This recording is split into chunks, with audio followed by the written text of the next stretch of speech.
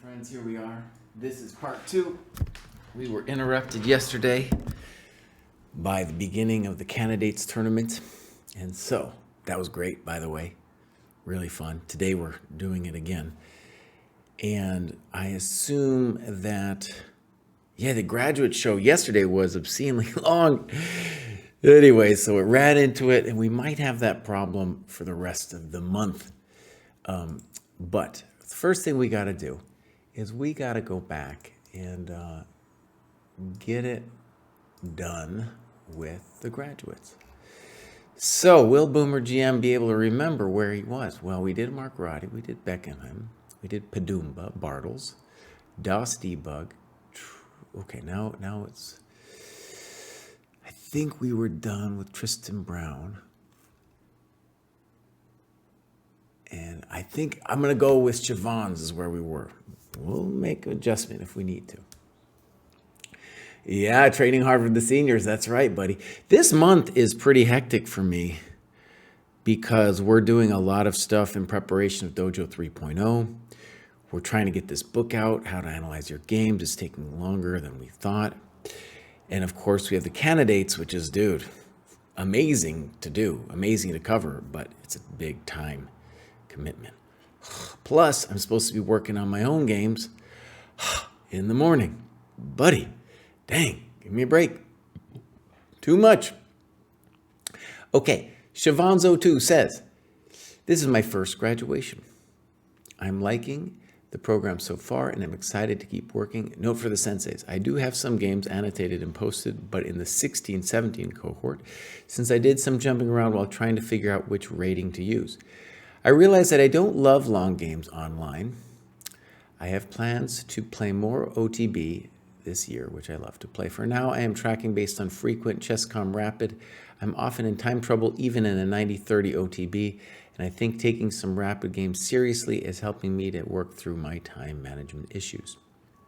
A little conscious voice shouting in the back of my head, you need to move. Okay, cool. Well, let's take a look at Siobhan's over here. Chris Wainscott's going to be in. I haven't seen Chris Wainscott since 2013.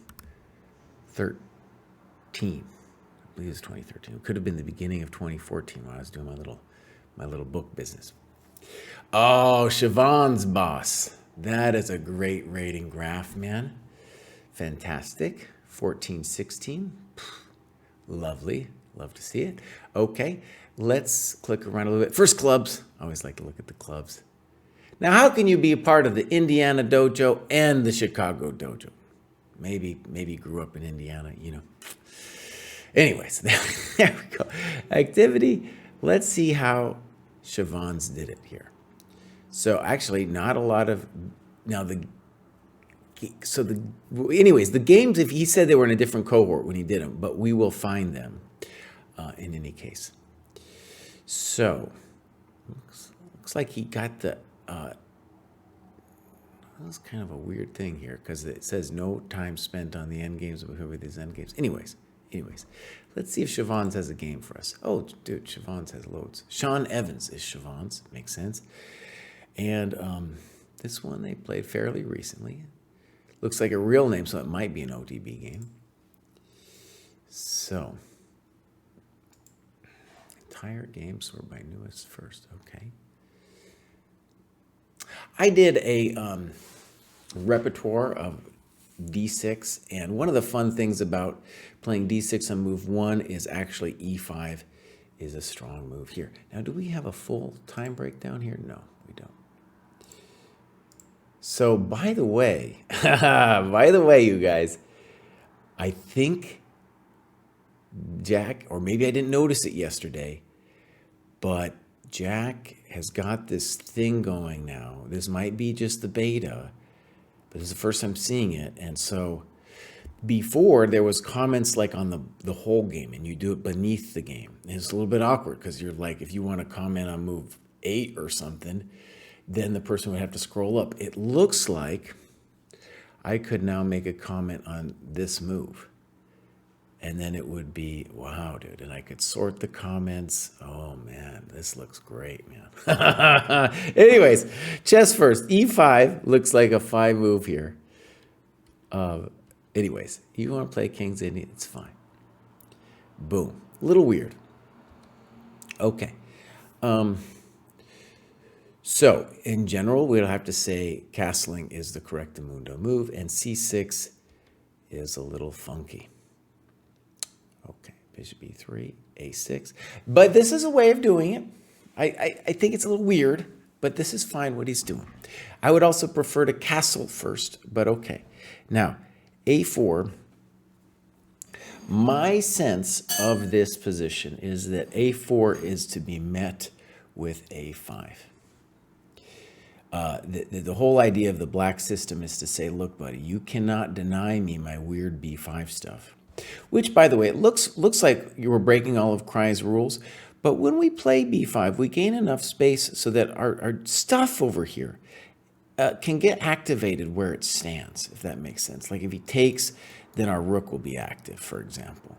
You know, so it's not as undevelopmenty as it might look.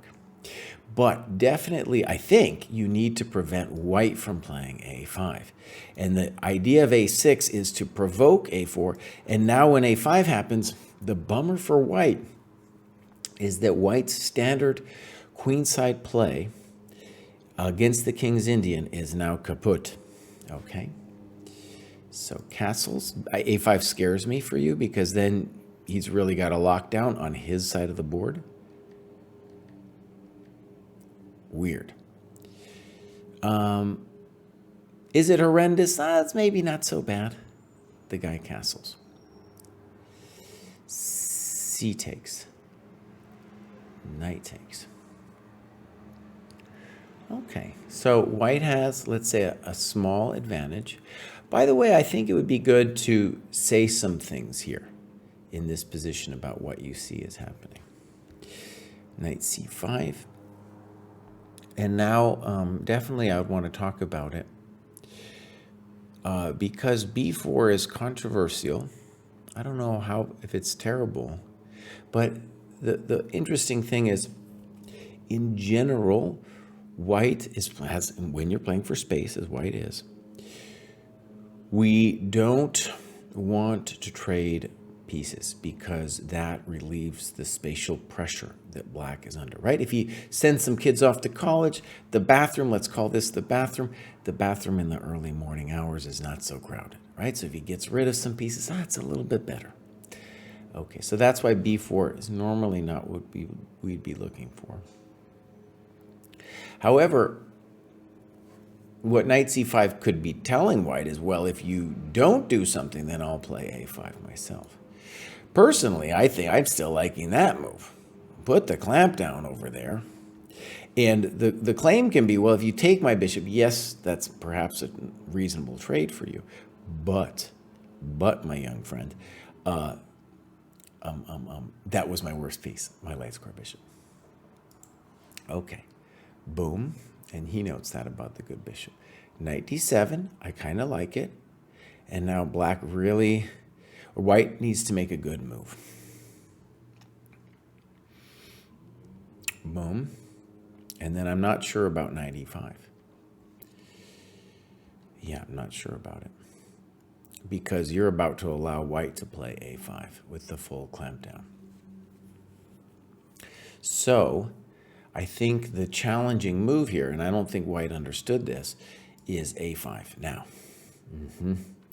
that's the move that would be kind of pesky, gaining this square for your knight. And there was something about this move, Sean, that you didn't like the whole way through. So this goes down. And now, I guess one of the lessons of this game, you could say, is now you know. Now you know. It's kind of a problem, right? Kind of a problem. Yeah. Now, one of the things about this kind of position is it's hard for white because white has to prevent you from both trading and, going after the soft spots. And you come up with an interesting move here, knight c6. And it's true. I think you need to do something pronto, right? Because knight d5 is looking like a hell of a drug very soon. So I think, now this marking here, question mark, exclam, suggests you don't like it. But I think you need to do it, buddy. Like rook c8, knight d5, there he is. He's coming in, buddy. He's coming in, right? So let's read what you write about knight c6. Here's my logic for this move. I was worried about white's incoming knight d5, b6, good, taking advantage of a nice outpost. But I didn't want to play e6 and weaken my d pawn. Fair enough. My move hits b4 and the d4 knight. White can't play knight c2, save both, because then the c3 knight hangs. So white is forced to play knight c6, which brings my b pawn to the c file and denies the white knight use of the d5 square. This works splendidly, except after the trade, white can simply plant his bishop on b6 instead of his knight with tempo on my queen. Probably better was the simple e6, accepting the weakness of the d pawn. Now, I think, honestly, you're going to be a little worse in either case. Let's consider e6. Now, the question I have about e6 is it now possible for white to prevent knight c6, to make knight c6, maybe not work so well?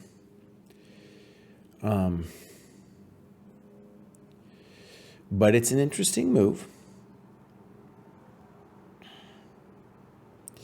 For example, if rook fd1, rook c8, and it is a little uncomfortable for me because I don't have knight a4. So that's true. I'm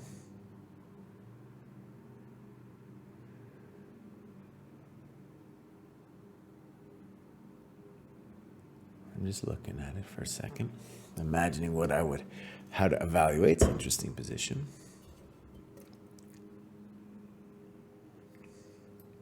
And the way I would say it is, in both this position and the game position, like all of the long-term trends are against you, but white has some weaknesses that they have to take care of before they can, declare themselves happy with the situation. Here's a move I like for white, I think.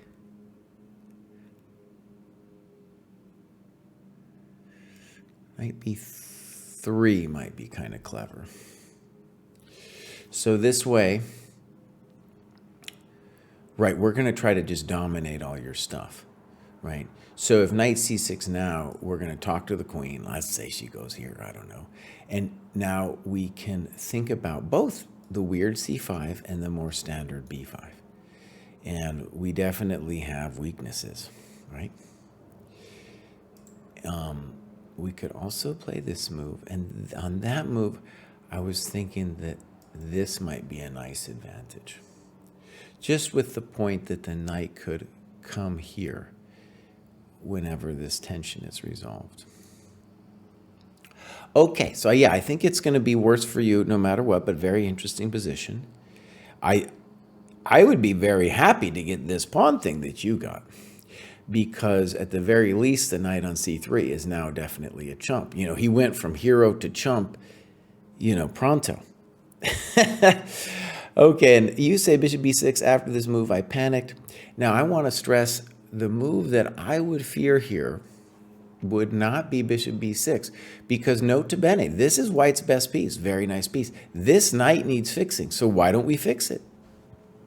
Right? Why don't we fix it? Very simple move, and now the knight comes in, and you gotta like white. It's not over or anything, but yeah, the nice position for white. Yeah, at some point after I sink this baby in here, just maybe I'll play c5. You know, maybe I'll play C. That's not pleasant. One fun word, a fancy word that I like, is to talk about the kinetic energy of the pawns. And that's just a fancy way for saying your pawns are close to the other side of the board. So like tactical stuff later to push those coconuts down is going to be on our mind, right? Okay, so bishop b6 looks a little superficial. Queen c8. Rook fd1. Rook b8. Now, I don't know. Now, one thing actually I'll say is that players often lose their mind with space. But bear in mind, it's hard for white to do it too. And this knight now, what I would be if I was white, I'd be like, damn, why didn't I move my knight to b6? This knight isn't doing anything, man. What's he doing? What's he doing? Yeah. So let's come up with a more, first of all, even if we sat with a move like bishop e6, it's not entirely clear what white is doing, right? We cannot play f5 yet because our coconut's hanging, but maybe later we can dream about it. I can dream about you. And a move that's weird, but my friend Eugene Perelstein, in a lot of slightly similar positions, has played h5. That's a weird move. But the king goes to h7 sometimes bishop goes here. I don't like it yet. I'm just saying on our radar. And I think we should also be concerned about like, well, what's going to go down on c5? You know, what's going to go down? And that's, I guess, why I like the bishop e6, so that if c5, we can, at the very minimum, we can snip and push. All right, so rook b8, queen d3. Your opponent is just looking at c5, rook b7, reinforcing the bishop. Yeah, you were afraid of c5, but now the coconut on a6 is getting touched. And I have a feeling that you missed that. Okay, so you're right. You didn't see it until a half a second later. And now you're worried about knight a4 over. So you snipped. And now, and you didn't notice it was hanging. You are in deep trouble now, though, my friend. I think the game is technically over. Because I don't see a way now for you to save the pawn. And this one's a big one because once that bad boy goes, you know, this pawn comes to a7 pronto. And once that pawn comes to a7, it's pronto patanto. You know what we're saying, right? Okay, so rook e8. I think we're done. This guy's a maniac. He's just eating you alive. Oh, man.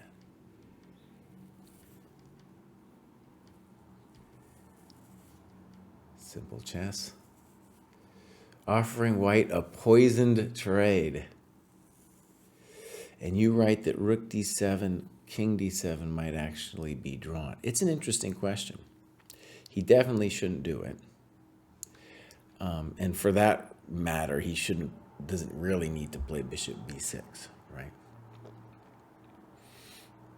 Yeah. Rook c1 now, much stronger than what he does with bishop b6. Good move. It's an interesting question to me. Do I believe that that is a drawn position? Well, I'm going to say no. I'm going to say no, but I'm not 100%. I'm not 100%. Definitely we don't want it. No need for it in any case. b5. Oh, nice move. Okay, cool.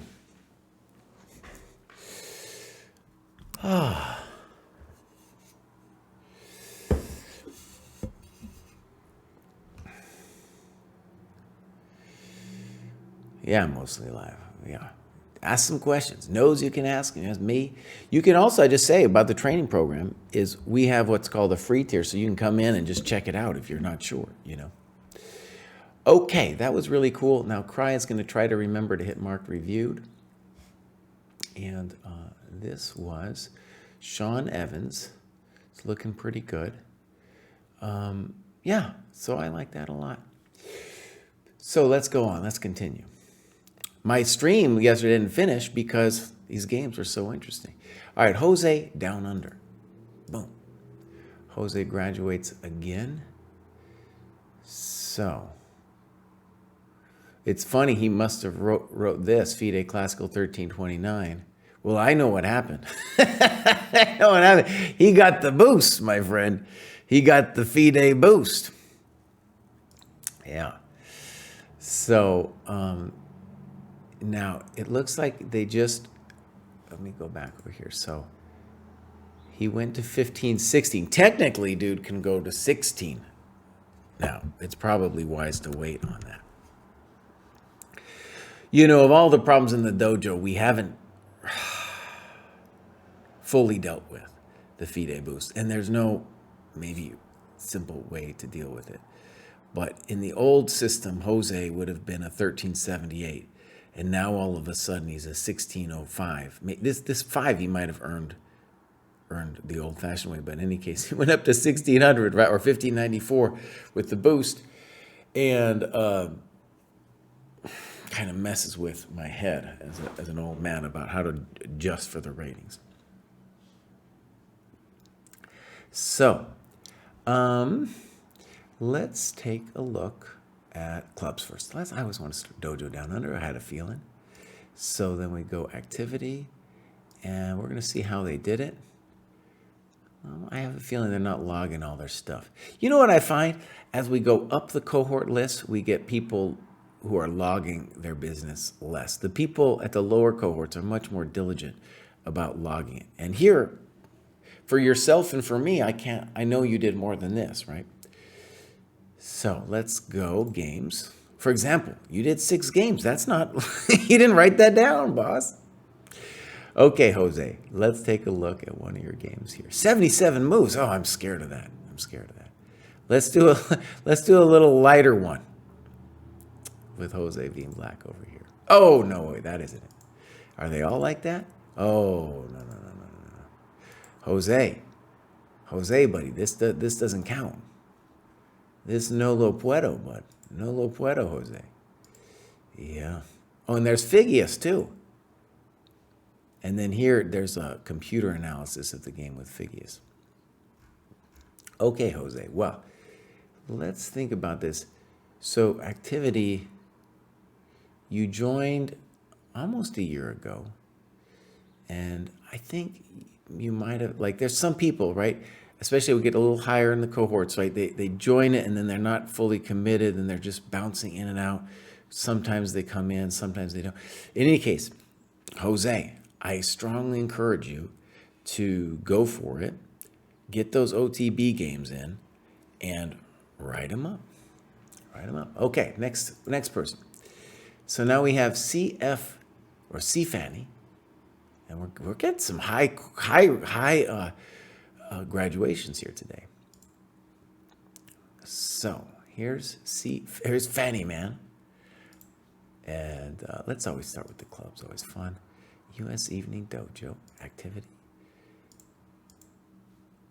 And here too, things aren't fully logged, at least not with the time. But this is a good macro distribution. Yeah, let's just click around here a little bit. Okay. Oh, I'm so pumped, you guys. We have something cool coming for the tactics. Oh, it's gonna be good, dude. It's gonna be really good. Okay, let's go into games. No! Oh, see Fanny. Unfollow. Unfollow. Well, see Fanny, I can just tell you.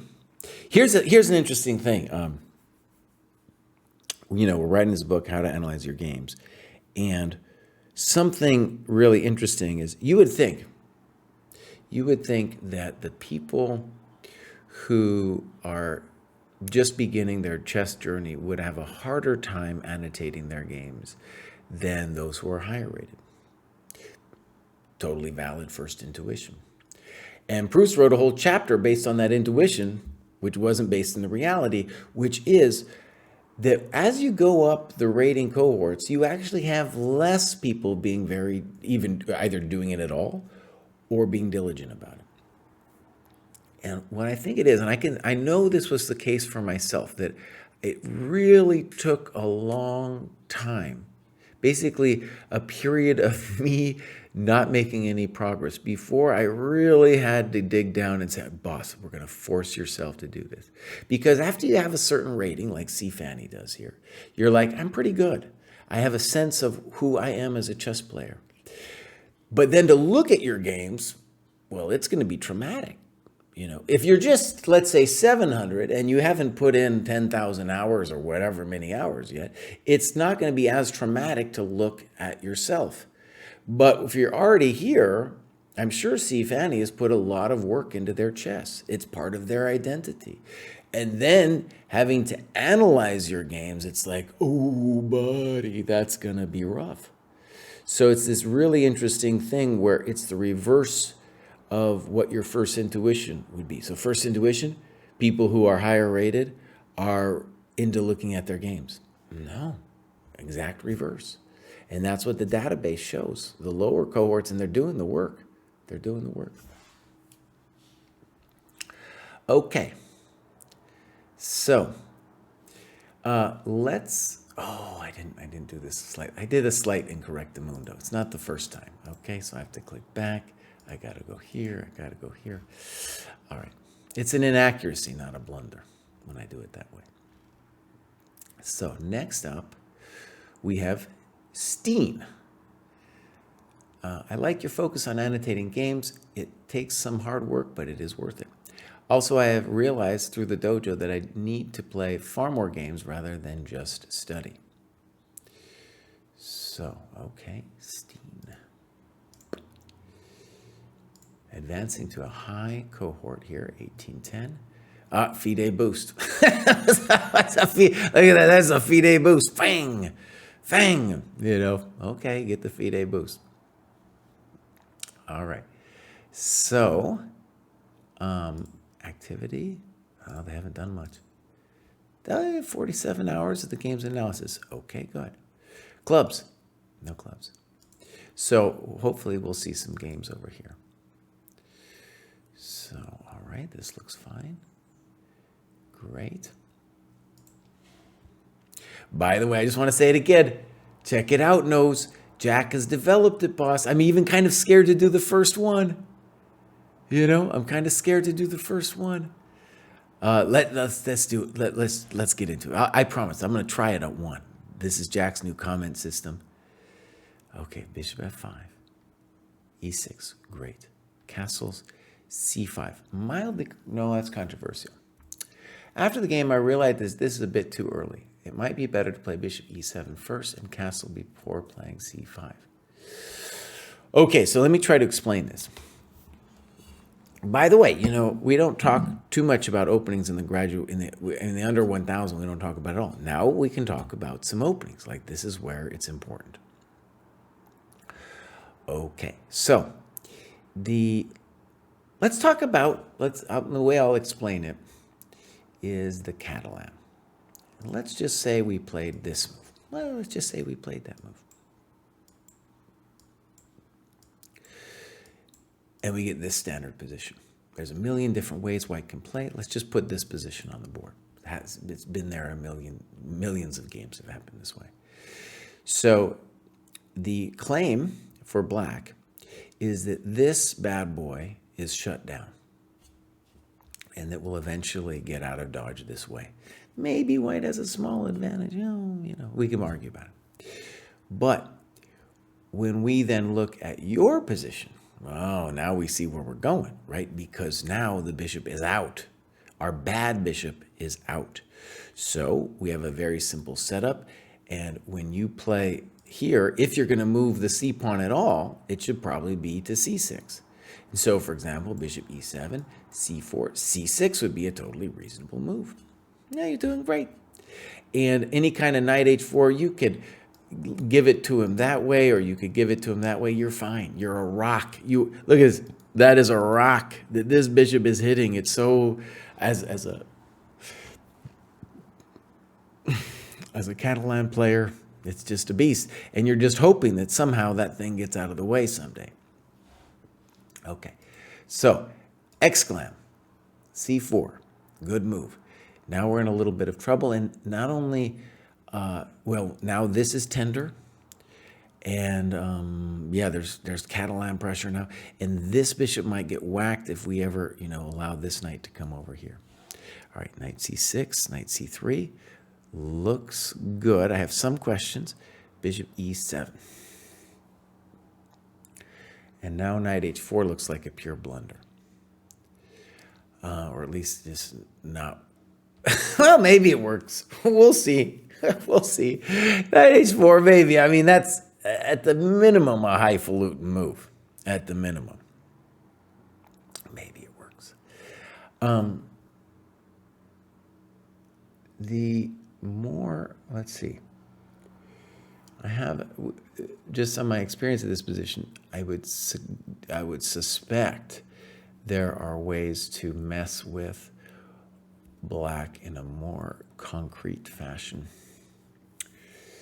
So,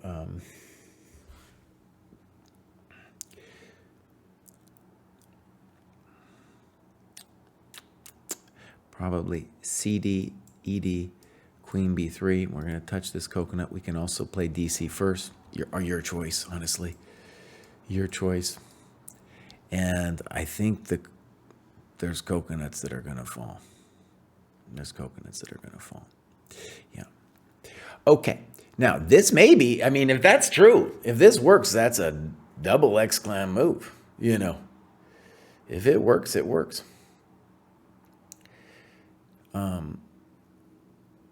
Maybe it works.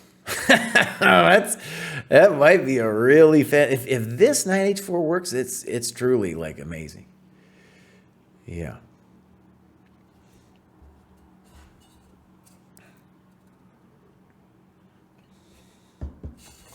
Knight h4 might be a nice move, man.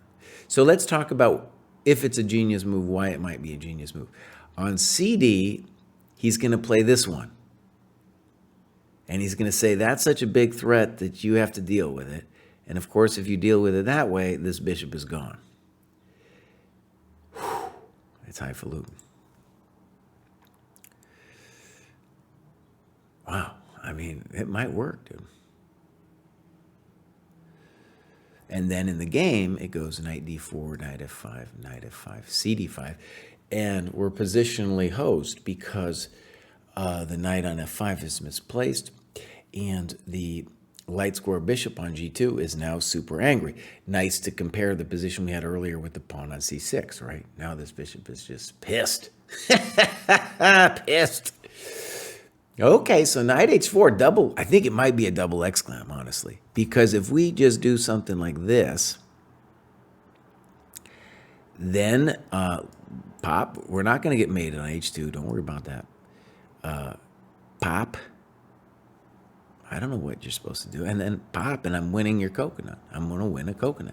And maybe more importantly, this bad boy is all lit up.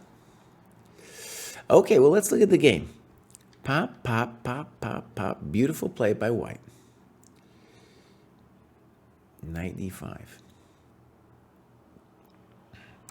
One thing I think I would have been tempted by here for black is to castle and see if he takes my bishop on e7.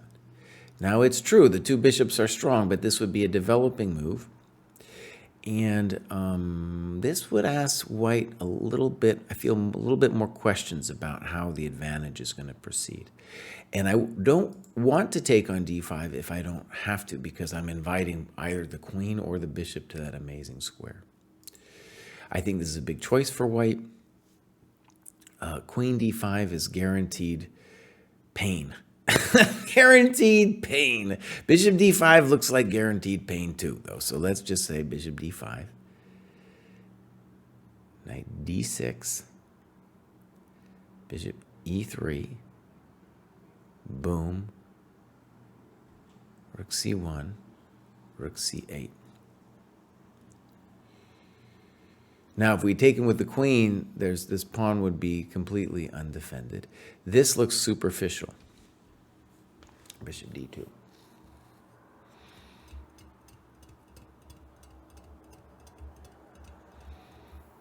And, you know, for the purposes of analysis, we would want to spend some time here thinking about how white could have played it maybe a little bit more interesting. I am not convinced by this maneuver with bishop d2, c3, because we're in control of our coconuts on the king side for the moment.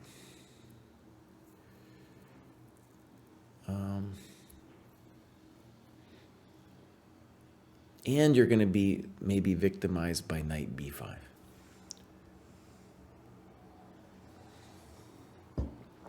I'm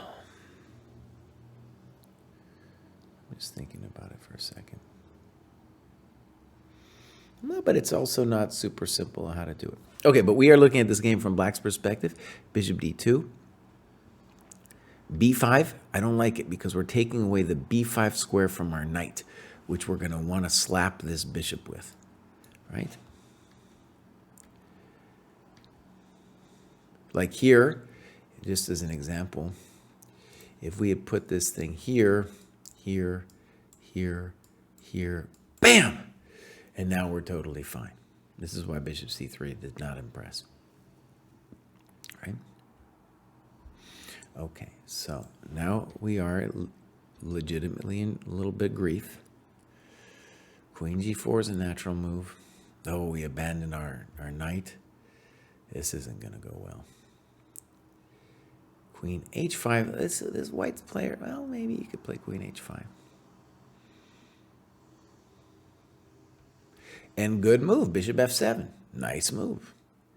You know, and for your annotations, you should put not what the computer says, but like what your thoughts were when this went down. I think it's, let's look, bishop f7. Let's call that forced. Check the miserable king. Now he's got two choices. Let's put this one in for a second. And when you view it from white's perspective, you know, white's going to have a nice position in the game. So here he would have to feel like, oh, I really got this guy. And so he would want to find a move here. Even if you believe white's position, you know, imagine you're playing the game. You're going to want to find something concrete. So, for example, does f4, f5 do the job? That would be a nice thing to do if we could make that work. Anyways, that would be a subject of a variation. Queen f3, knight d6, bishop e5. I don't know about this move because your queen needs to come back anyway, and we never, unless we're going to win something concrete, we never want to be taking that knight.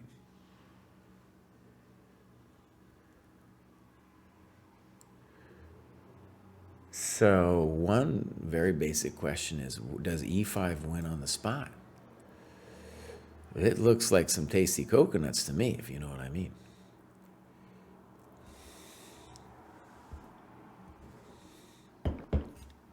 Right, this looks terrible. Knight f5, g4.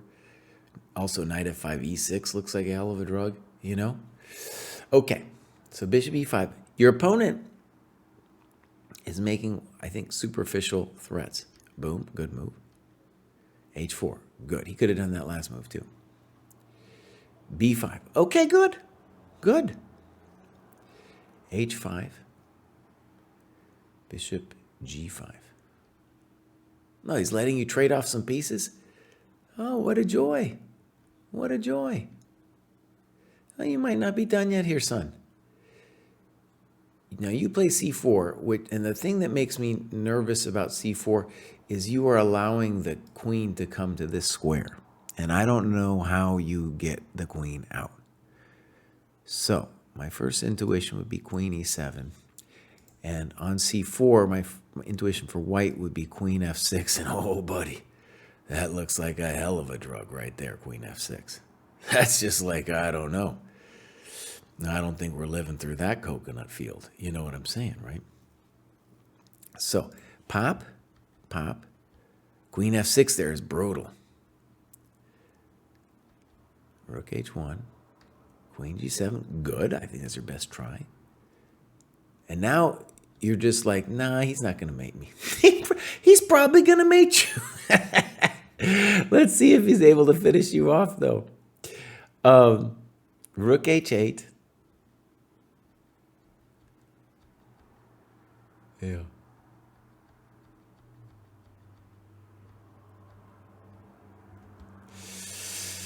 Okay. You know what? I have to admit, I think I've actually seen this game before. That's just, Kraai saying, I remember this final end. And so I talked through that whole thing, gave that amazing explanation. I probably already did it before. And Abdul asked, boss, did white have bishop d6 instead of bishop f4 and hope to kill black? I'm sure he did. There was lots of things that white had. There were lots of things. Okay, but that was Steen.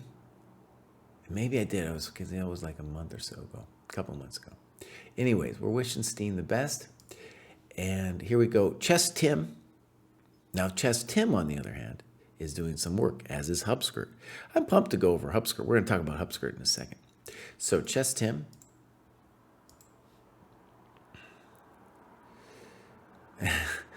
Silatope says, don't stop before that. I usually don't stop, okay? But yesterday, there was a reason. We had a reason. Okay. Playing chess since I was 7. Enjoy playing both serious and casual. Okay, great. I remember Chess Tim. This is definitely a FIDE boost.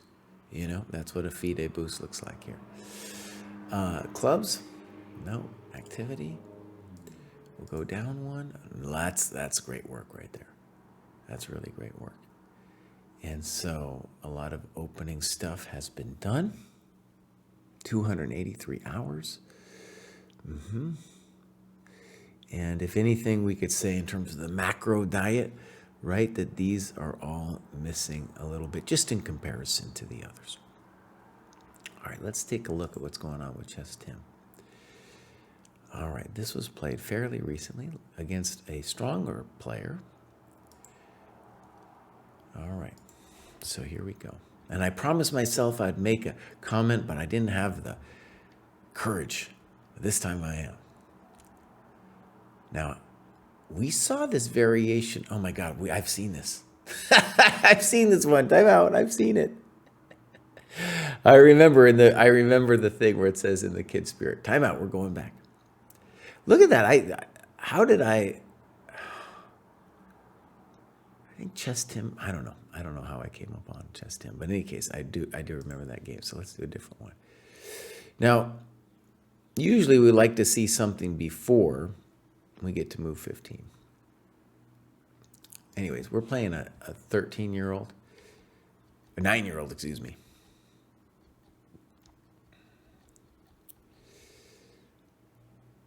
So, okay, it's a little bit slow, but we're not going to say anything. Fine.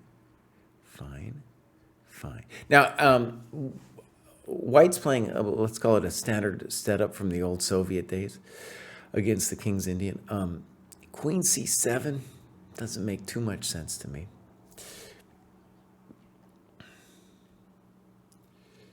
And bishop b2, I don't like.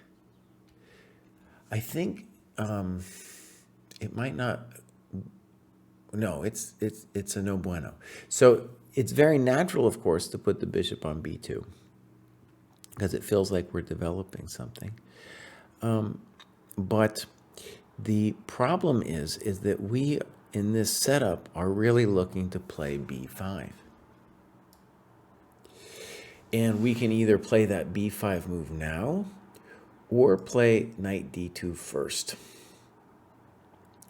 And what it really is a like a reverse closed Sicilian. And white has got the jump on it. The queen is misplaced on c7. And when we're ready, we'll play b5. And it will be, and you can see that if we're going to play b5, well, we don't really want to put the bishop on b2. Now, maybe there's some virtues. Let's give bishop b2 a chance. I think if there's a virtue to bishop b2, it's maybe we play rook a1 and try to grab the a file. So, Tim goes here. Rook a1. Okay. Bishop e6. And now c5. Okay, so let's say the obvious. This knight f8 move, it's not the happiest piece, right? And c5 is a very frisky move that I am definitely not sure of.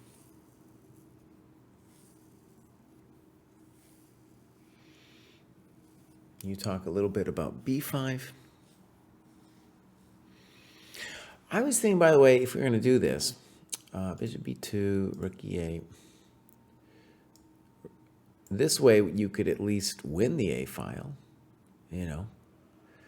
Again, I don't like this as much as the other plan, but, you know, you could at least say you're winning the a file. Whereas after now you're not winning the a file. And then now you do something funky. You do a real committal move here.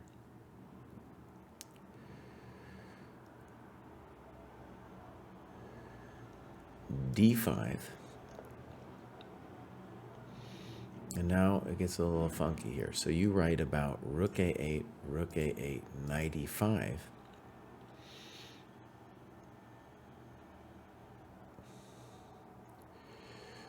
Queen e5, knight d5.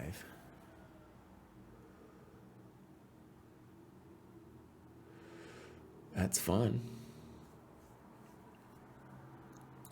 Knight d5, bishop e5, bishop e5.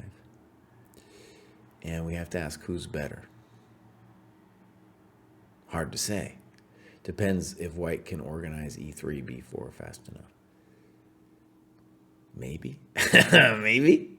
Hard to say. Okay. So, but as he points out, it doesn't work because of d4. It would be good in the annotations to say, like, oh, this was my intention on c5. You know. Okay, so d5, because knight a4, that doesn't look like that's right. Kid plays knight 6 d7, knight 8 d7, also a thing. And so what worries me about your position is that you got spatial grief, and this knight is misplaced. And now you talk about e4. e4 is definitely not a good idea because then he kills your bishop here. And then this guy really, no one knows. You're going to have to do something nasty like this and go back and, you know, the whole thing. So knight g5. What I like about knight g5 is less the hunting of the bishop and more that since you have less space now, you need to start thinking about trading some stuff off. Okay, kid plays h6. Develops his knight. And now you go bishop h3. Okay.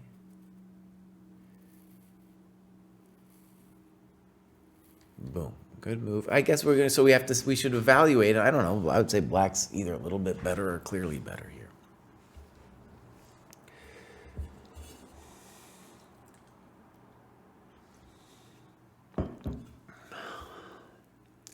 Now you take. So here's the thing. When you take the thing, you have at least a symbolic hope or of an advantage.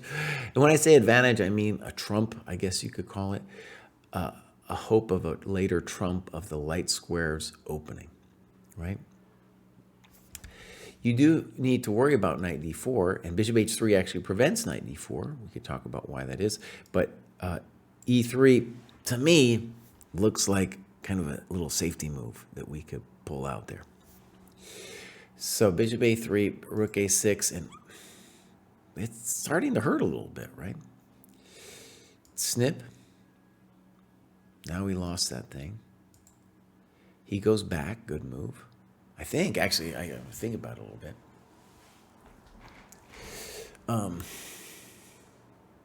So let's just say, now both of your minor pieces are poor, right? And he is doing fine. Why you like rook e8 should probably be explained. It's not 100%, it's not a slam dunk to me why that's such an amazing move.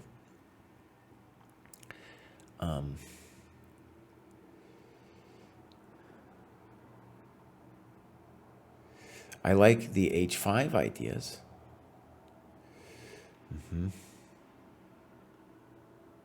So yeah, I don't understand this. Why? Because now you at least have something to talk to. And now you play bishop a3.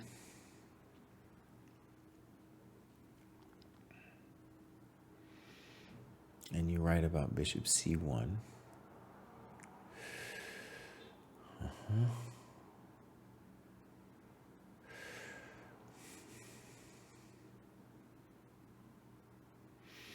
That's definitely unpleasant. So you think you're equal after bishop c1. And if you are, it's because he gave himself this weakness, right? But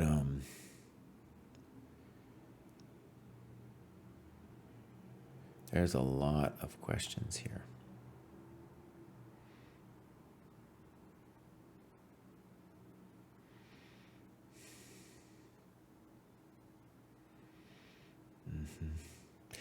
Well, black really did himself wrong by giving you that a6 pawn to tickle. Notice that on e4, white has bishop f4, so that would at least complicate things.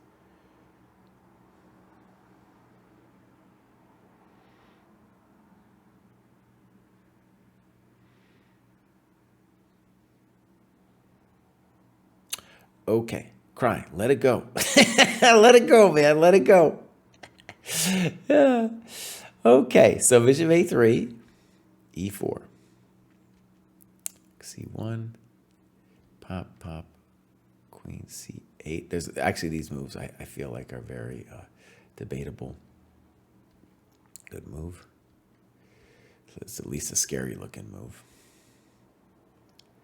That's fancy. That's also pretty good. Now this kid's working you, man. This kid's working you good now. Oh.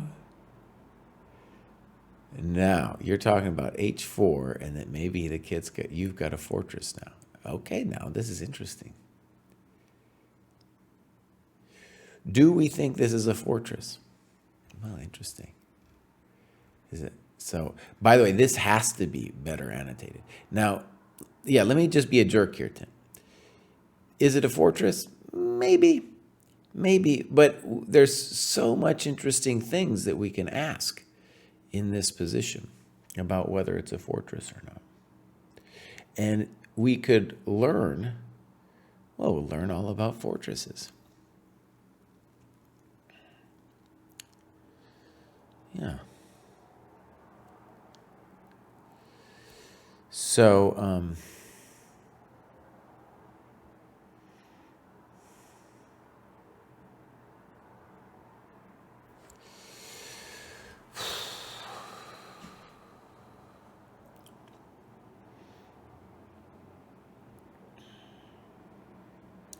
for example, queen f3 is interesting, but let's say queen d2, I think that's forced.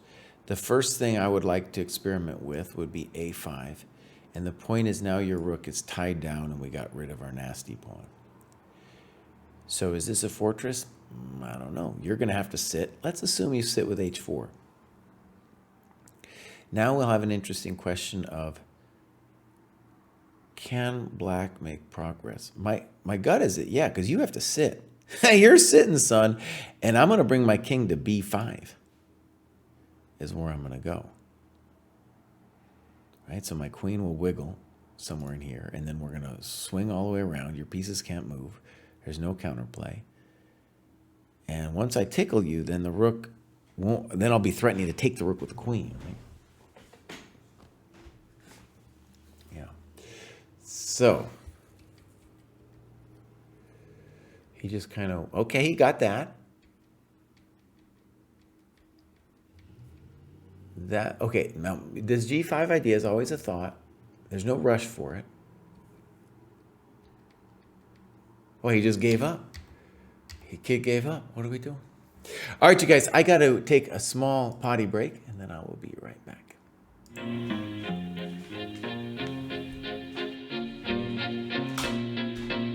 Welcome to the dojo.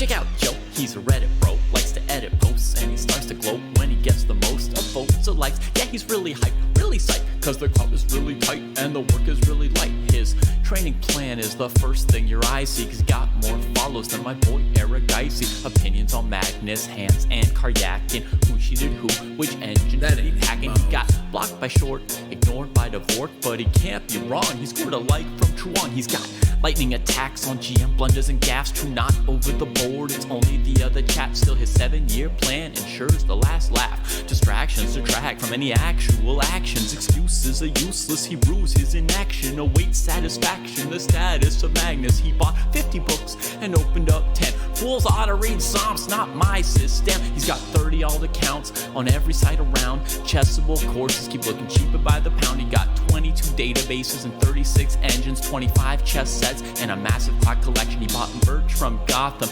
Bra and Naka, but his game history looked like some chess copy pasta. A GM coach that he don't listen to, and if you think it is, then yes, my friend, yes, this is you. But that all changed one bright sunny day when a friend said, hey, don't you know, welcome to the dojo, it's good to grow. Welcome to the dojo, I gave up on the easy. Sweatwork's what we need, G. Sweatwork's what I believe, waiting's what I'll receive. Don't you know, welcome to the dojo, it's good to grow.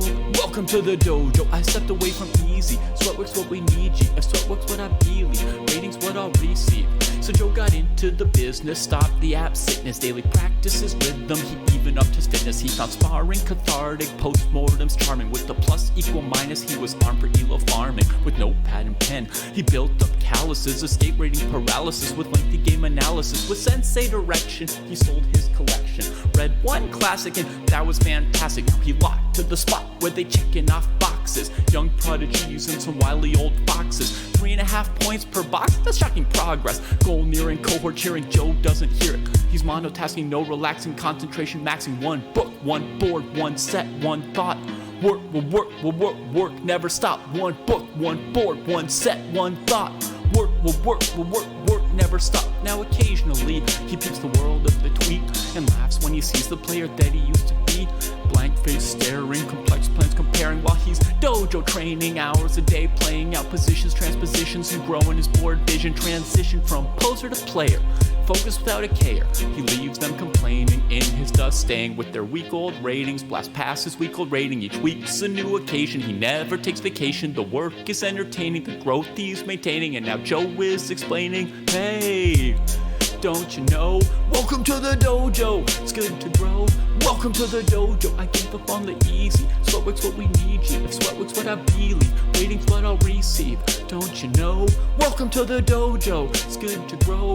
Welcome to the dojo, I gave up on the easy. Sweatwork's what we need, G. If sweatwork's what I believe, rating's what I'll receive.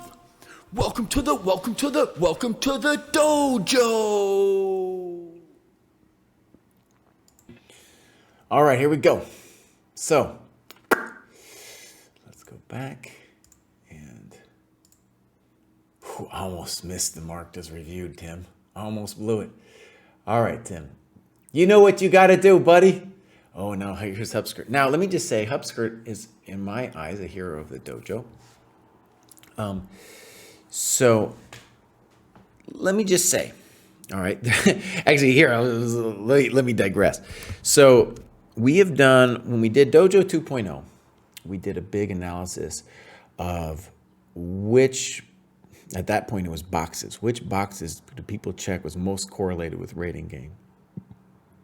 And from the beginning, I felt the rook endgame progression for people 1600 plus would be the way. So like you spend some time on that, boom, you're going to make it. The rook endgame progression, though, as I designed it, was not user-friendly enough.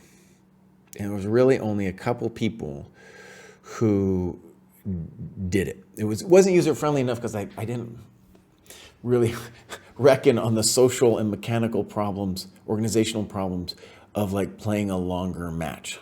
So for 3.0, it's going to be shorter. In any case, Hupskirt really dove in, did a very nice study on the rook endgame progression, created some interesting positions that I'm looking at now that, you know, he was like, this should be in there too. These are really fun. to spar with. And what's also cool is he is crushing people now, OTB, using the rook endgame progression. And it's a remarkable thing where, in terms of endgames, it is the one you're going to get. Rook endgames are by far the most common. It is the one you're going to get. And in my own personal case, I feel like I got to review it pretty often because it needs to be at the base of your fingertips because you're almost always not going to have any time when this endgame goes down, right? And it leads above that to a kind of confidence in the endgame. So like you're not afraid to go into the endgame. And so many players, actually I feel like a lot of the opening crazies out there are going crazy with the opening because they're like, well, I got to win the opening, got to win the game now because if it gets to the end game, no clue. And there's a kind of terror to the rook endgame, honestly, because it's like it's a different kind of chess. It's chess, but it's got its own special rules. Anyway, so Hupskirt's really dialed in. Let's read what he says. I didn't spend as much time in this band as the previous one. I've been on a great run fighting for first place in my club championships and scoring well in matches versus other clubs. After going 7-7 in our National League competition, I got my first FIDE rating of 2185. Due to the 100% performance, it's quite inflated, so I expect it to come down a lot as my rating settles. Dude, that's amazing. 7-7. That's really it, man. In this band, I've mostly worked on endgames, especially the rook endgame progressions. The REP positions have actually shown up in my OTB games, but more importantly, they give me the confidence to take games to the endgame. Inspired by the REP sparring, I made an interactive study on how to win every REP match. Feel free to check it out and let me know what you think. There we go. Yeah.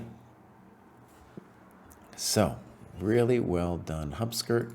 Let's take a look at what's going on with Hupskirt. So, he's got a Dutch rating. And that's, I guess, this custom rating. Yeah, and obviously doing great. And there's the FIDE. Now, by the way, that is not a FIDE boost. That's simply his first FIDE rating, man. And 2185, that's not a chump. That's not a chump rating. Also has an English Chess Federation rating. I thought that actually Hupskirt in my head, he was from England. Let's just look at the clubs here. Dutch Dojo. Okay, but that's why, because he's also in the UK Dojo. It's a short little boat ride, I guess. So, Hupskirt's looking great. Let's take a look at some of his analysis.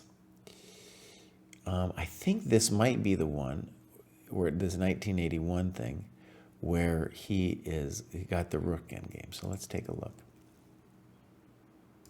Check this game, please, Jesse. Okay, here we go. Oh, you guys, now check it out. Here are the comments. This is a new feature, so just let me geek out on it a second. And this is really cool. Now, these comments might be general comments, and let's just go on and we'll see if we get some move-by-move comments. So, all right. So G6, great. I'm thinking I would like to we have these dojo repertoires, and after the madness of this month is over, I'd like to do a dragon repertoire, probably with the accelerated dragon. But one thing about the accelerated dragon is you have the option often to transpose back into the regular dragon. So, my gut is that White doesn't really have any firm sense of what they're doing.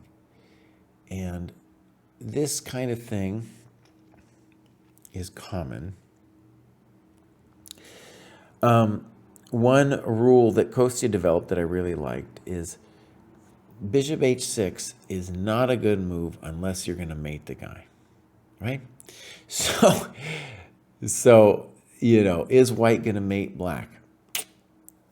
He's got his own problems. And so now strategically, this move, bishop h6, commits white to castling long, really, or else it doesn't really make sense. We should also mention, though, that h6 is a fine move here. H6 gives black white some real questions about what's going on in their lives. Can't go bishop f4.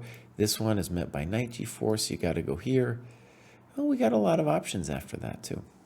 Anyways, castles, I think, is going to be okay. So taking, I think, is pretty frisky. I didn't like the other options since I still spend a tempo recapturing on g7 after he trades bishops. But your king will be useful on g7. So knight c6 comes to mind.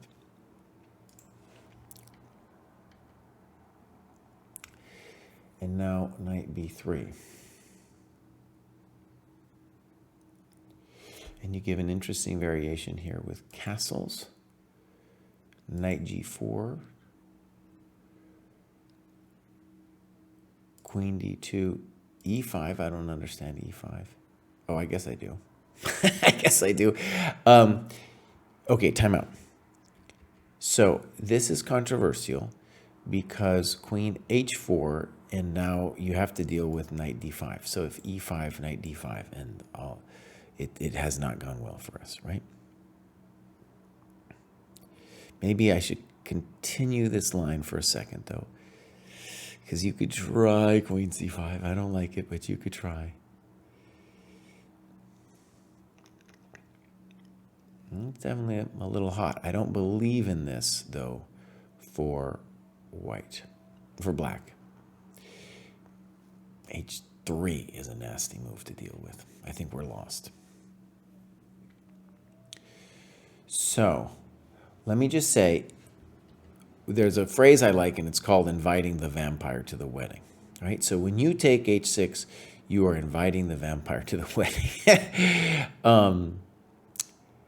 Yeah, now, it might still be playable, but definitely I would, if I was going to do it, I would want to play this move. Because if they take, then we dominate the knight on c3. It's still like, it's just playing with fire to invite the lady in, right? Okay, queen b6. Castles long has to be the move. You know, has to. Knight b3. And let's just say a general problem in a lot of Sicilians is that we want to knock the knight from d4. And so here white is very much helping us do it like this. And you took on f2, and probably is pretty good. Well, it's just obviously a good move. Nice tactic. So, boom, boom, boom. A little weird to put it on g1, honestly. And now you say that this is a small advantage. Okay, let's see. Let's see. My first thought is this should be winning. So, knight c6 makes sense. Bishop b5. Okay, key position. By the way, this is really cool. We have a nice, this guy's thinking long. Look at that. So they got more time to move forward. It's a beautiful, thank you, Jack. This is a beautiful time graph. Look at this thing. And so this is definitely a moment where we should spend some time. Right, he spends 16 minutes on this move. I got a coach who gets real mad at me if I spend more than 10 minutes on any move.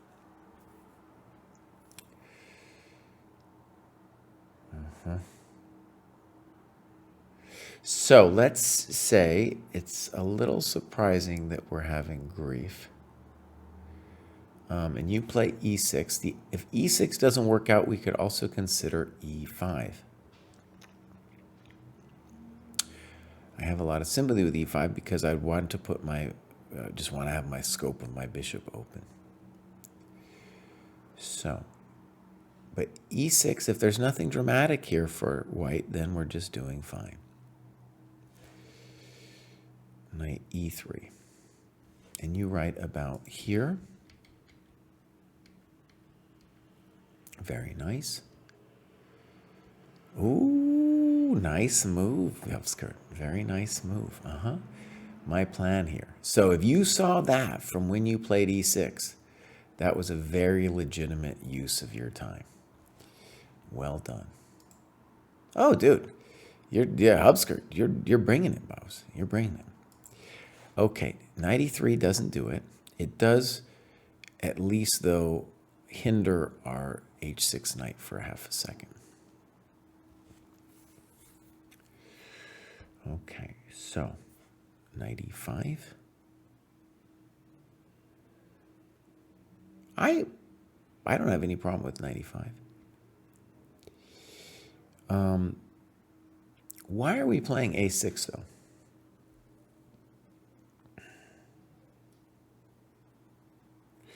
So first of all, I would call this, unless white has some tactical business, I would say this position is winning for you, because he owes you a tempo over here. This bishop isn't doing anything. And you have this monster knight. And let's just say you're up a pawn. This pawn is also weak. So I would say this is a winning position. And my first instinct would definitely be this. And on knight c5, honestly, I don't know what he's doing. Let's bring our king in, right? Put our king there, and then we'll ask him why he's alive. Right? We're going to put our king on e7 and say goodnight. Yeah, sorry, buddy. Thank you for playing. Thank you for playing. Right. Yeah. So, a6, I'm not sure about. Bishop e2. Rook d8. Okay. Knight d2. King f8. Okay. I like king f8. Now, notice, though, that since you play, it was only because you played a6 that knight c4 becomes an issue, because then you have to worry about b6, right? So pop, pop. Now we're still doing great, but this knight b6 is at least going to be a thorn. Good move. Good move. Okay. Now, what I want you to see about your next decision is that, from my perspective, having looked at a gazillion games, the most common problem is people not fixing their bad piece, right? And so that's what this looks like to me when you play f6. Let's look at how you analyze knight g8. Here, here, knight c4.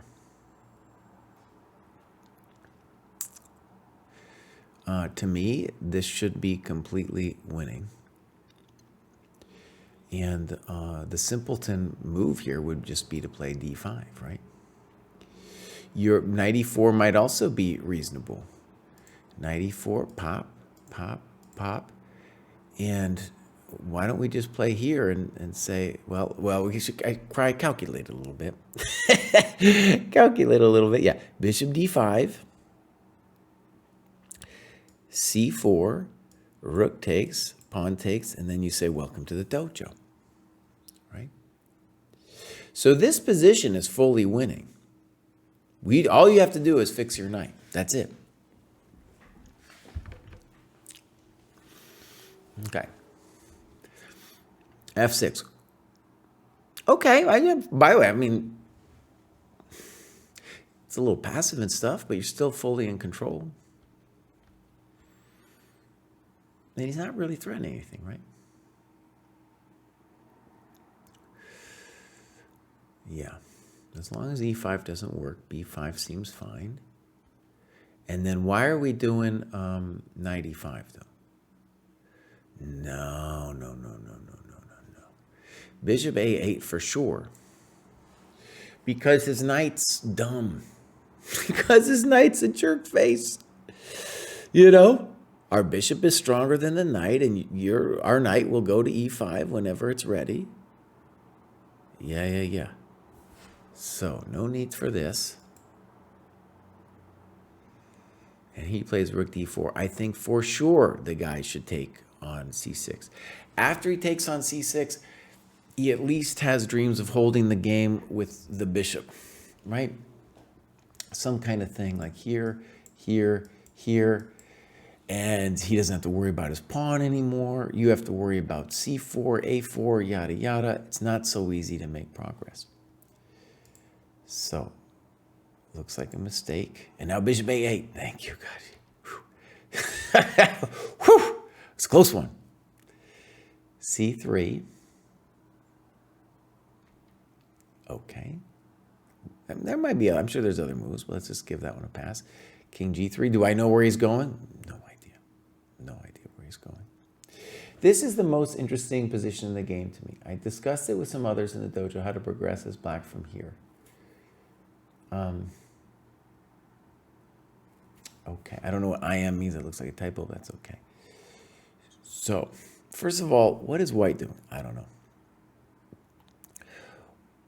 If we think about white's position, I think he desperately wants to play knight b3 back to d4 or to d2. The knight needs a job. It's stuck over there right now.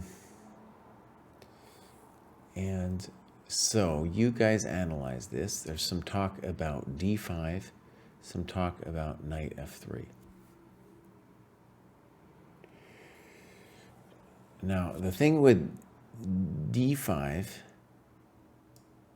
is, let's say, snip, snap. But you guys put that in here. That's a problem for me. I don't know what's happening there. So d5 doesn't, unless I'm missing some, that doesn't look right.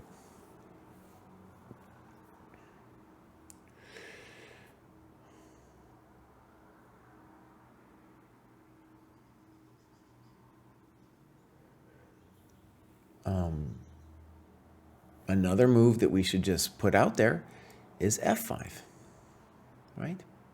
And the point here is to say, similar to your knight f3 thing, it's just like here, here. I don't think f6 changes much, but let's just first take this way, and then here, and we're really hosing this guy. This guy's in pure pain. We're going to get the G file, we're going to get E5, the whole shebangers, right? And if he does the other way, like this, so knight f3, boom, boom, boom. I do want to be a little careful, but this position looks amazing with both bishop d5 and king e7. Okay. So just to mention f5. Your h5, I don't know if it's terrible. I think the way to think about it really is, what is white doing? I mean, like king g3, I don't even know. Do I understand what h5 is? I don't know if I understand h5. It might be good to tell me. Tell me what's the idea? What's the idea with h5? Yeah, and now this solution, knight f3, gf, and then d5, also looks very strong, of course. The knight on a5 is a chump. No one knows why he's there, right? Yeah, that looks very strong. And let's just remember the words of my sensei, Smyslov, and he says, bishops are better than knights when there are passed pawns running on opposite sides of the board, right? And so we are going to get that going on in this position. Okay, so I think knight f3 is interesting. I don't understand d5 yet. Maybe I'm missing something there. And definitely not knight c4. Definitely not, because we don't want to solve this chump. No lo quiero. Okay, so h5 looks a little weird. h3, do I understand what either side is doing? I don't. I don't know what it does. Don't know what it does. And then he kind of encourages you now to play this move, which I suppose was part of your original intention. One thing I want you to see about White's play is that at no point did they think to themselves, oh, I should fix my knight. Buddy, your knight's all messed up, man. Try to do something with the thing. He's just marking time. A stronger player isn't going to mark time. And now you go for it. F5 looks, now you're crushing him. King F2. And you lay down the law here. Boom, boom, boom, boom. Rook CD7. Now that move doesn't inspire confidence.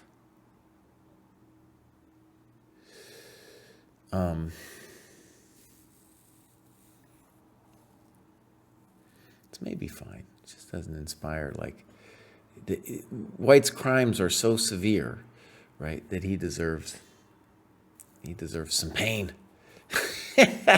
All right, let's do this one. Yeah, he loves King G1. So let me just stress that the problem with your opponent, and you'll get this kind of endgame player in other phases, you'll meet this same guy again, is they're not thinking about how to fix their poor pieces, right? So, for example, they're just, and then they kind of, no one knows what King G1 is about. At some point, they should have been thinking, like, the knight on A5 bows. Let's do something with the knight on A5. Okay, you play G3. Probably fine, but also when you think about it, there's no rush to that move, right? So Rook F8, that's kind of a hard move to meet. Again, White is not thinking about their improving their pieces at all. C4, A4, something. Oh, that's just not the way you play chess here.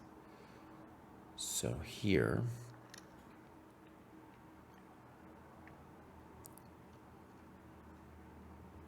King E8. Okay, good. That's a good move, yeah.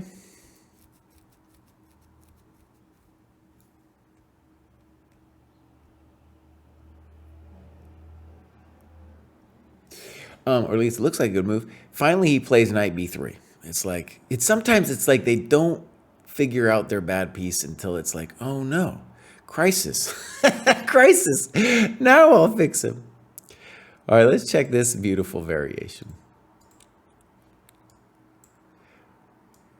I think we need to make one. Well, yeah. Let's just make sure. I guess we're gonna play here. And then next move here, but it's still a little bit spicy, isn't it? Now, I fully believe in your position here, but was it unnecessary? So let's look. King E8. Boom. Boom. Boom. Knight E3, bishop D3. And you can see what I'm nervous about, right? I'm nervous about this snop and then this check.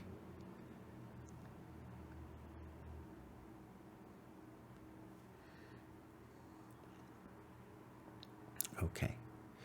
So, what are the ELOs of the players we're reviewing? We're in the 1900 cohort, I believe. So 1900 FIDE. Though, Hupskirt has advanced a little bit past that in his own FIDE rating. But I think we're in the 1900 cohort now. So I don't know, Hupskirt. This at least we need to talk about this one. This is a little bit fishy, because bishop e4, he's got the famous rook e6.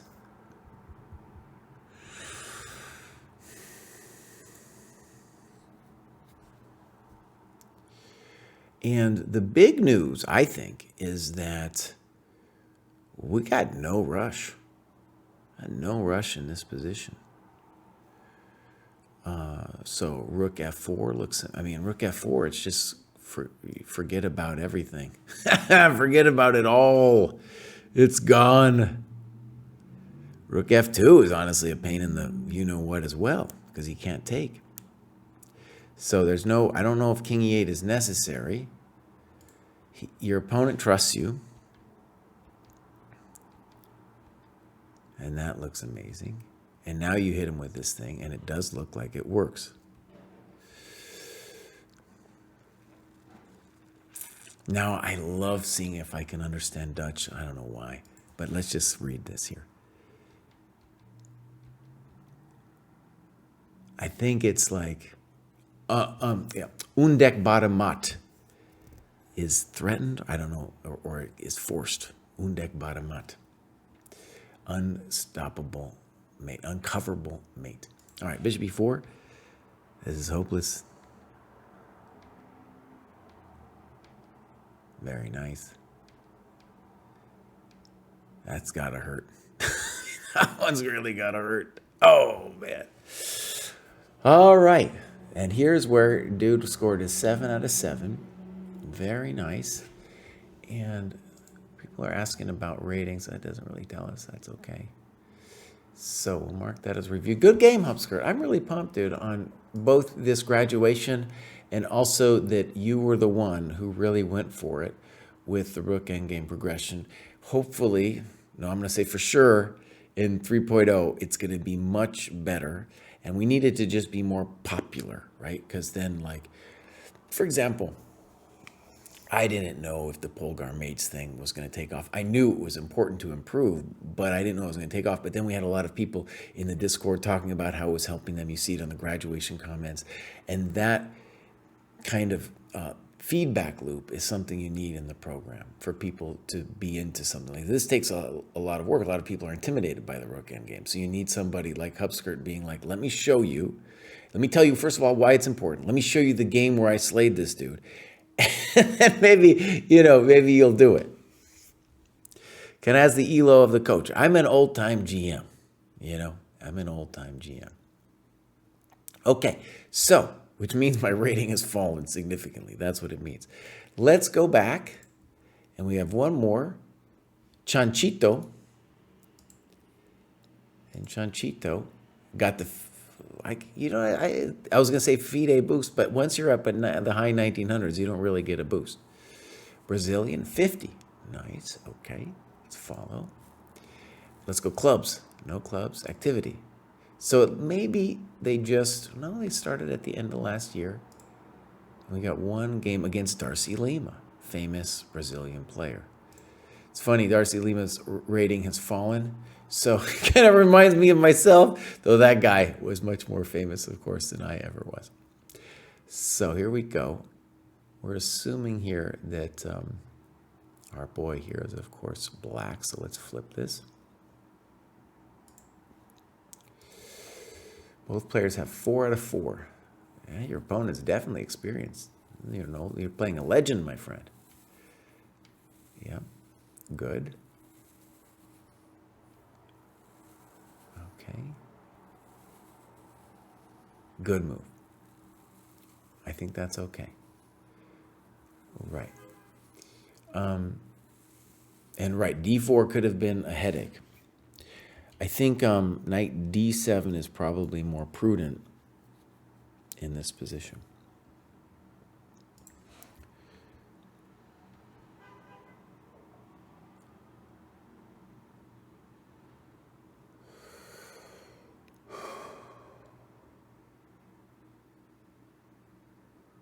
This is interesting. I'm not sure I get that move.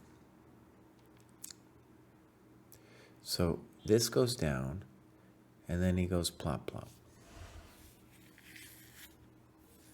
And you play bishop c5.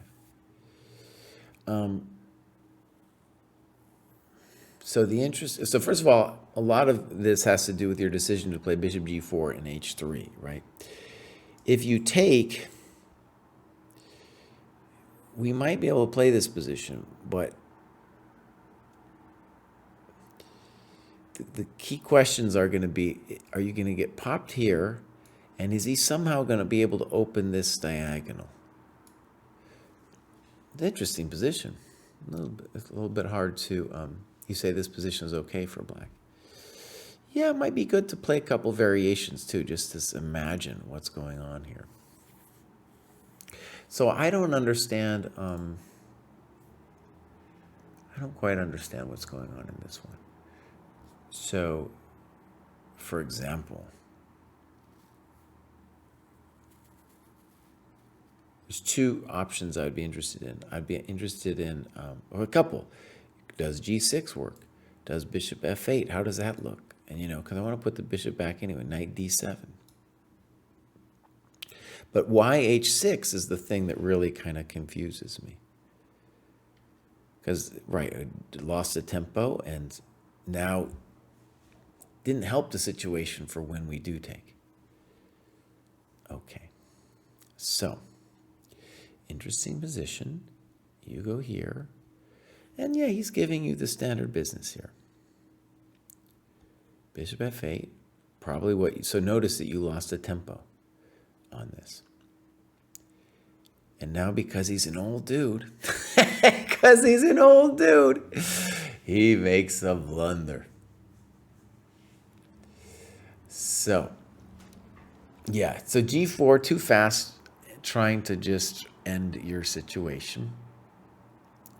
White needs to be sensitive to the fact that the knight on H4 is poor. And one thing would be good is to just try to ask ourselves, what do we think White should have done? Because even though you've lost all this much time, he still has some questions to answer in this position, how to play it. So, for example, if he plays knight E3, which maybe is his best move, then G6 kind of stops him, right?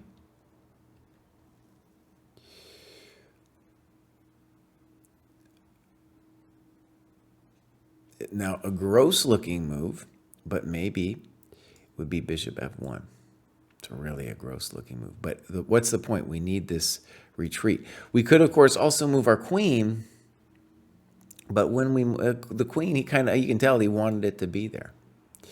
So G4, exclam, pop.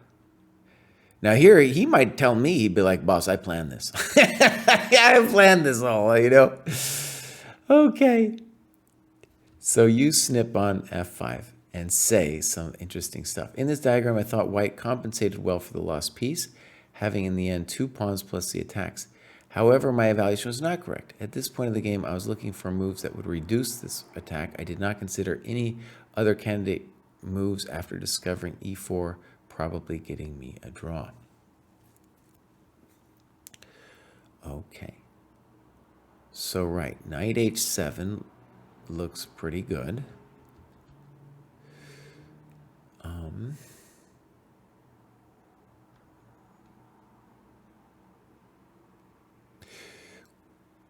Yeah. Queen D8, I think, is similar. So we're just saying bishop H6, knight H7. And let's look at this. So knight H7, queen D8's kind of coming. So this.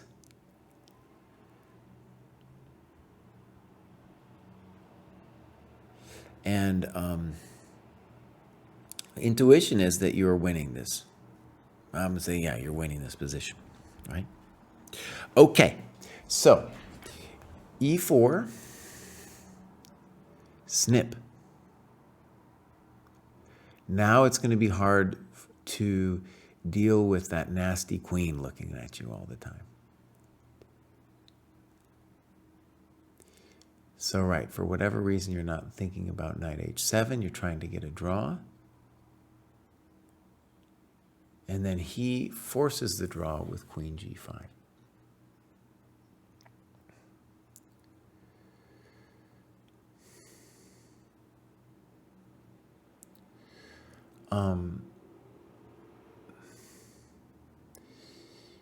Well, let's just say, we should at least have a variation for our friend here. Snip, snap. Is it 100% a done deal here? I don't know. This is something I would need to look at for a second before feeling confident about what's happening. Now, I don't know. This is a little hot. maybe a good default for us is at the minimum, we could go like this and sack the piece back. I'm just looking for a minimalistic situation, right? And either the knight or the queen. And we're not, we're not worse. Anyways, if I was him, I would have thought about playing on. Okay, that was really great. In fact, what I want to do is I want to make my attempt at, well, first of all, this is my variation, so I don't think, do I get to comment on this? I don't understand. This is just my, I've never used this before. So could he play on with either rook f1 or rook takes and g5? Let's see if that works. Oh, no, I have to hit send. Send it, as the kids say. Send it. Oh, look at that. Let's say, I can edit it. That's cool because I want to edit it. Put a question mark. Save. Oh, dude, this is amazing. So I think then this is kind of on there forever. And if so, let's say if I go so those are the only comments. And then if other people, I think you can show comments from the entire game, current position only. Oh man, Jack Boss. This thing is amazing. Really nice. Really nice. Okay. Any chance I could get a quick review of my game versus I am Mark Esserman? Sure, boss. Are you in the? Oh yeah, maybe you. Now I have to allow you to give me a link, or if you're in the Discord, you could send me the game, and then I gotta go.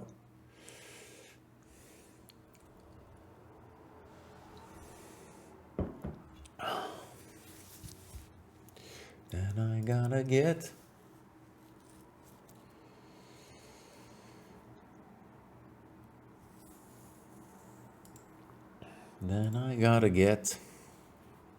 It's not in the group. I can drop it in here or send it. Try dropping it in here, and then I think I can allow it because they don't allow links, but then I can allow it. Ask a moderator. Click to show. Okay, I got it, boss. I got you.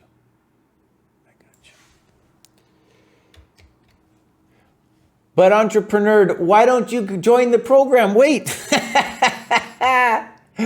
What are we doing, man? It's a blitz game? No, I'm not going to look at a blitz game, dude. I can't do it. I can't do it. Plus, all your analysis, dude. Watch, here's this thing. So let me just say, boss, come to the dojo.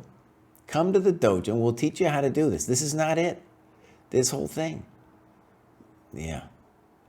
It's a blitz game, too. Why would we spend a lot of time looking at a game that you didn't think of, you weren't even allowed to think while you were playing it? Entrepreneur, come to the dojo, buddy. All right, everybody, that is it for me. And so I am going to raid somebody. And let's think about this for half a second. I'll be back at around 2:45 today. I can't stay that long, but